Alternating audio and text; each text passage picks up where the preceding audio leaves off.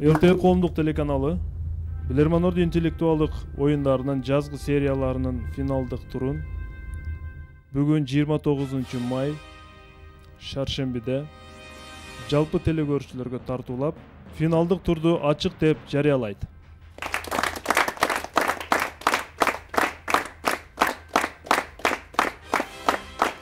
Кутмандуу кечиңиздер менен урматтуу билермандар, урматтуу телекөрүүчүлөр, ассалому алейкум жалпы журт.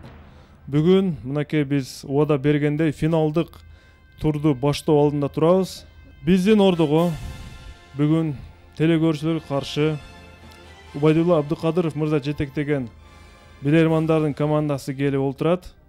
Бул команда буга чейинки оюнунда 6-4 эсебинде телекөрүүчүлөрдү жеңишип, финалдык турга мүмкүнчүлүк алышкан. Демек, мен команданы ордого чакырып алсам. Биз команданын капитанын күтүп алабыз. Убайдулла Абдыкадыров. Команданын жетекчиси. Азада Арзыбаева айым.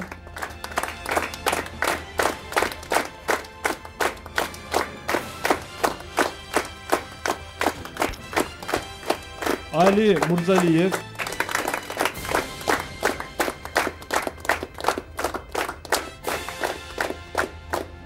Азиз Султанбеков мырза. Мухтар Жайлобаев.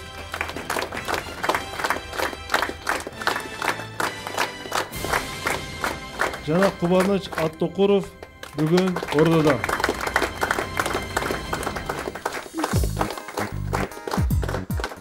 Демек, биз билермандарды жайгаштырдык. Бүгүн өзгөчө оюн. Көптөн бери күткөн финалдык тур мынакей бүгүн тартууланып жатат. Убайдулла мырза, кош келипсиздер. Маанайыңыздар кандай? Команданын интеллектуалдык деңгээли маанайы кандай? Assalomu alaykum урматтуу телекөрүүчүлөр, урматтуу билерман ордо интеллектуал теле оюнунун көрөрмандары. Биздин маанай жакшы. Бүгүн майрамдык маанай тартуулашка аракет кылабыз. Жыйынтыгы жакшы болот деген ойдобуз. Бүгүн биздин ордого 20 000 сом акча байге катар коюлат. 10 000 сому биздин башкы демөөрчү Рустам Маманов мырзанын атынан адаттагыдай. Калган 10 000 сомун Ноокат жергесиндеги билерман ордо клубуна күйөрман инсандар жана негизгиси Ноокат райондук мамлекеттик администрациясы аким өзү бул финалды колдоп, финансылык жактан колдоо көрсөткөн. Биз ушул убакыттан пайдаланып, жогорудагы колдоо көрсөткөн тараптарга ыраазычылык билдиребиз. Ал эми көрсөтүүнүн башкы меценаты Рустам Рыспаевичке ар дайым финансылык жактан колдоп жаткандыгы үчүн биз клубдун атынан ыраазычылык билдиребиз.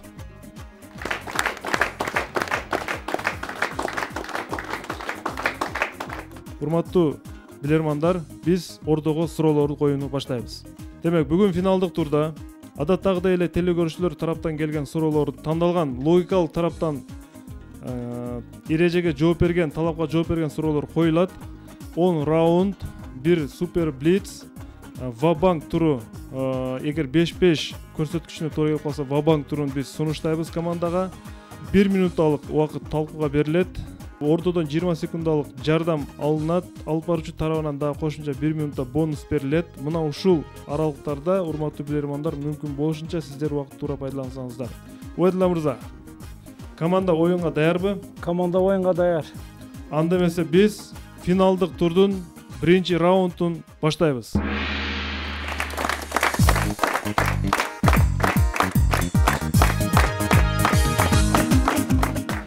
Демек, 20 000 сом акча байге катар коюлган. Биринчи раундга 1000 сом акча байге катар коюлат. Жана кийинки раундтарда улам суммалар көбөйүп олтуруп, акыры ушул 20 000 сомду биз бүгүнкү оюнга коебуз.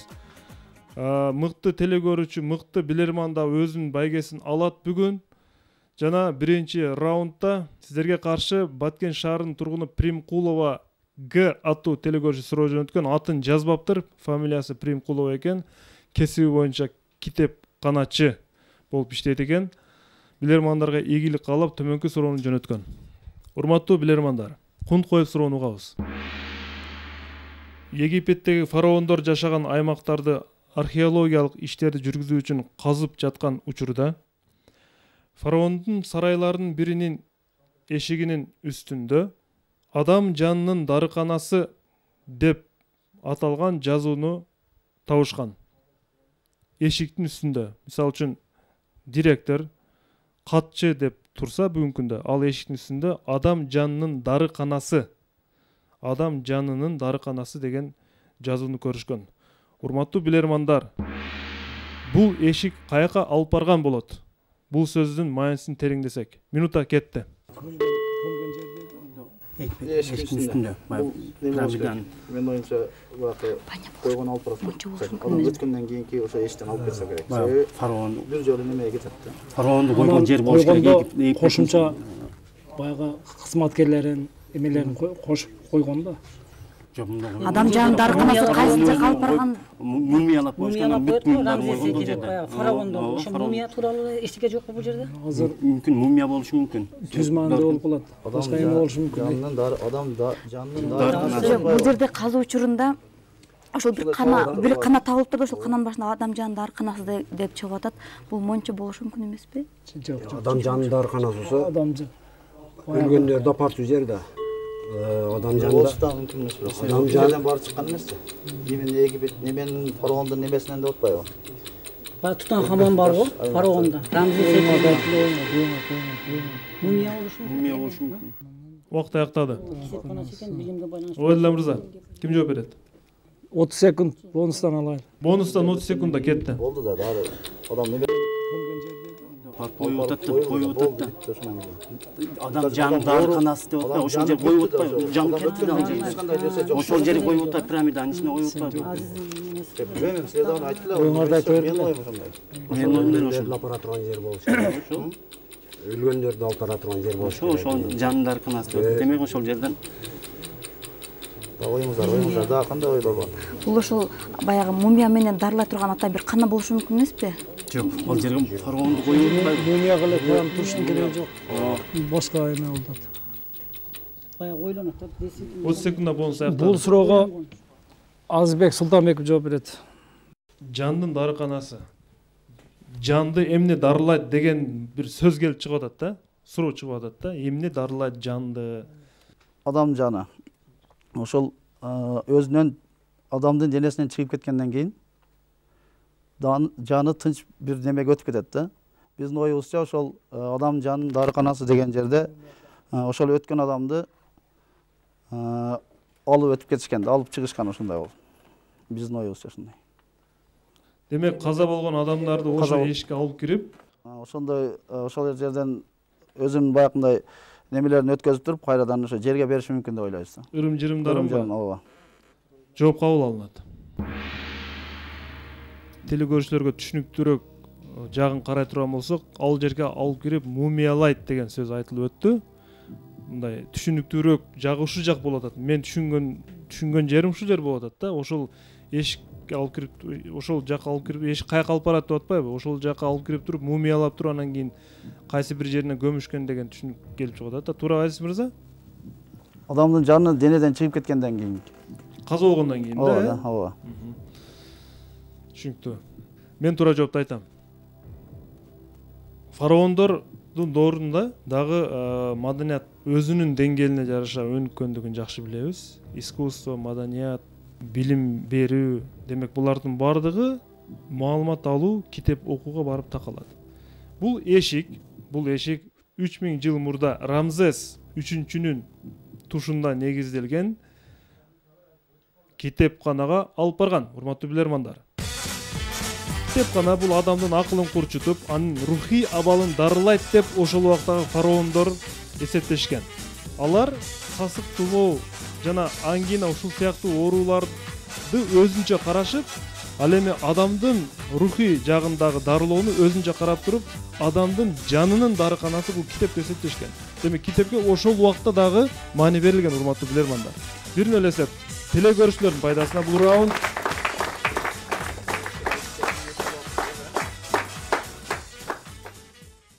Көрсөтүүнүн башкы демөөрчүсү коомдук ишмер Рустам Маманов. Келечек интеллектуал жаштардын колунда. Oyundu улантабыз. Экинчи раунд.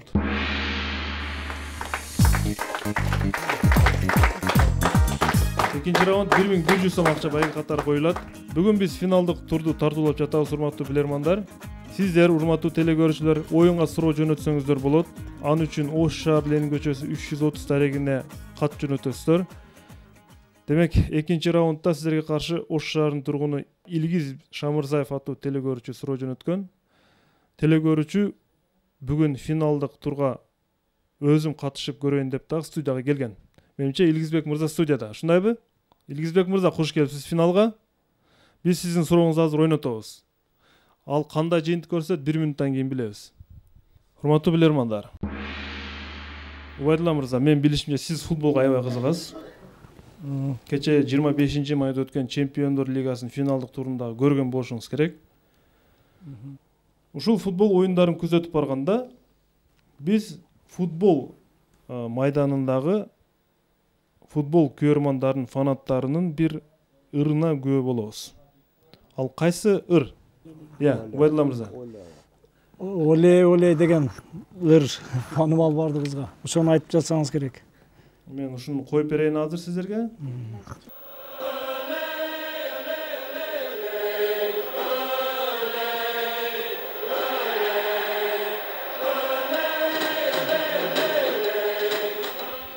Кыскасы ушундай. Оле. Але же оле ушундай кыскасы. Урматтуу билермандар. Бул сөз Испаниядан келип чыккан. Жана коррида, адам менен буканын кармашуусу учурунда же фламенго оюндарында дагы бул сөз колдонулат. Кызыгы бул сөз Испанияга 8-кылымда бир себеп менен кирип келген. Тагырып айтканда, кайсы бир өлкөнүн Испанияга басып кирүүсү менен кошо келген. Жана бүгүнкү күндө испандыктар бул сөздү же болбосо алардын сөзүн трансформациялашып колдонуша баштаган. Натыйжада бүгүнкү күнгө келип бул оле болуп калды. Урматтуу билермандар, 8-кылымда Испанияга кимдер басып кирген жана бул сөздүн мааниси, түпкү мааниси кандай? Минута кетти. Арабтар басып кирген эмеспи? Арабтар Алла деген сөзүнөн оле келип чыгышы мүмкүн. Алла деген сөз. Минута аялай. Срочно. Урматтуу алып баруучу табака. Мөөнөтүнөн мурда жооп даяр. Ким жооп берет? Мухтар агай жооп берет бул суроого. Мухтар мырза. 8-кылымда арабтар Испанияга басып кириши мүмкүн. Ошондо Алла деген сөз оле болуп өзгөрүп калса керек азыркыга чейин. Менин оюм ушундай. Команданын жалпы ою. Демек, команданын ою боюнча бул сөздүн түпкү мааниси Алла деген сөздөн келип чыккан. Ооба. Жообуңузга ишенесизби? Бекем турасызбы? Ооба. Эсеп 1-1 жооп тура.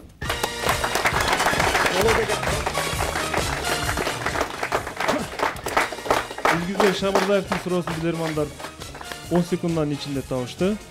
Демек, эсеп 1-1 жана 1100 сом акча билермандардын командасынын эсебине өтөт. Жазып коюңуздар. Урматтуу билермандар, финалдык турга биз музыкалык тыныгуун дагы жарыялаганбыз. Белгилүү эстрада ырчысы Нарымбек Калдыбаев бүгүнкү финалдык турга мыкты чыгармасын аткарып бермекчи. Биз анда Нарымбек мырзаны күтүп алабыз ордого.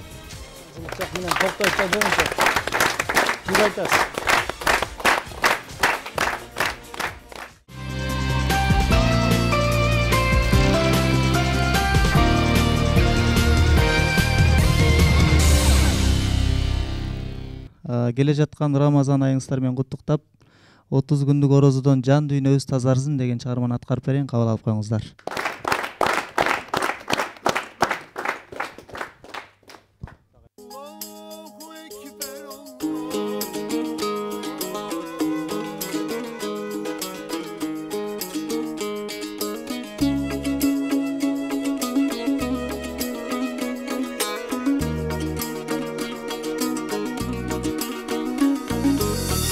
Azandın günü uğullar, жүрөктө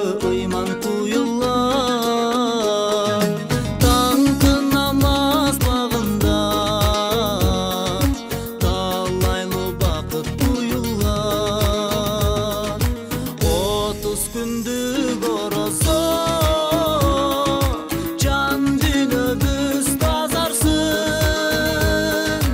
энемиип эмгизген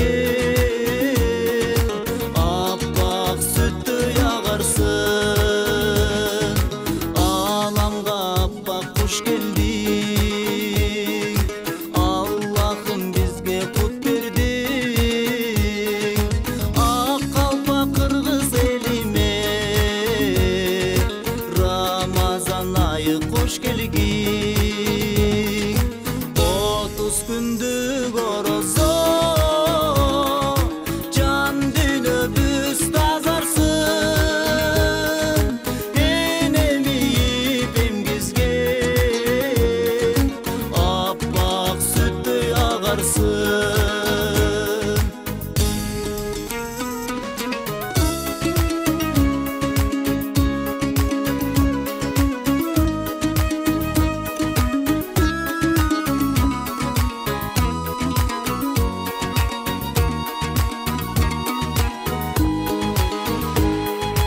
аруланып жүрөктөр айтылсын жакшы ниеттер кадыр түндүк тосолор кабыл болсун тилектер 30 күндүк орозо жан дүйнөбүз тазарсын энемиип эмгизген аппак сүттөй агарсын 30 күндүк орозо жан дүйнөбүз тазарсын энемиип эмгизген аппак сүттөй агарсын 30 күндүк орозодон жан дүйнөбүз тазарсын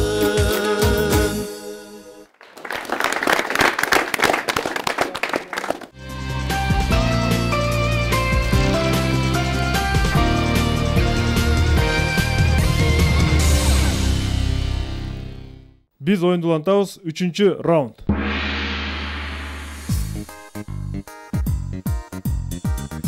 Демек 3-чү раунд сиздердин карабаңыздарда демек 50 секундда дагы үнөмдө калды.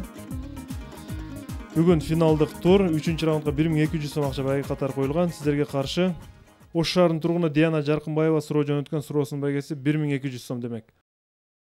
Урматтуу билермандар, Убайдулла мырза, сиздин өзүңүздүн эске тутумуңуз кандай? Мисалы үчүн Мен өзүмүн эс тутумум өтө жакшы деп айта алам. Себеби ошол өзү жашаган жерде автомашиналардын жана көбүнчө телефон номерлерди көбүнчө жатка билем да. Ошон үчүн эске тутум канча жашта курагыңызды эстей аласыз? Азыр эстей аласызбы? Канча жашта курагыңызды эстей аласыз? Мисалы үчүн мен могу жашта мындай кылганым эсимде, могу жерге барганым эсимде деп. 4 жашыман, 3-4 жашымдан бер жактагы окуяларды эстей алам. Урматтуу билермандар, Абу Али ибн Сино өзүнүн эс тутум деген китебинде 1 жашар кездеги абалын эстеп жазат. Мындайча: негедир асман ошол доорлордо бөлүк-бөлүк болуп тор сыяктуу болгондугун жазат. 5-6 жаштарга барган аны караган аялдан сурайт. Ал аял жоопту берет. Аны караган аялдан: эмнеге азыр ымыркай кездердегидей эле асман тор сыяктуу болуп бөлүк-бөлүк болуп көрүнбөйт мага деп сурайт. Урматтуу билермандар, аны караган аял эмне деп жооп берген? Минута кетти. Өнөтүнөн мурда жооп даяр. Жоопту Мырзалиев Али берет. Урматтуу баштоочу. Жооп бериңиз, Али мырза. Абу Али ибн Сина бул эски дарыгер, данышман, окумуштуу. Орустарда авиценна дейт. Ошол авиценна төрөлгөн кезде багуучулар же болбосо апасы же караган келиндер анын жаткан жеринин үстүнө баягы биз айтып коебуз, дека деп коебуз, эме менен тор кылып марли менен тосуп койгон, чымын ары кирбесин деп. Ошондуктан анын көзүнө жанагы марлидеги тор тешикчилер ага ошондой асмандын бетине тор тосуп койгон сыяктуу болуп көрүнгөн да, тор тосуп койгондой болуп көрүнүп калган. Ошондуктан ошол кийин эстегенде ошол убакта асмандын бетинде тор бар эле деген ал марли болгон. Сиз өзү эстей аласызбы? Сизге ошондой тор жабылган? Жок, мен эстей албайм. 2-1 эсеп. Жооп туура.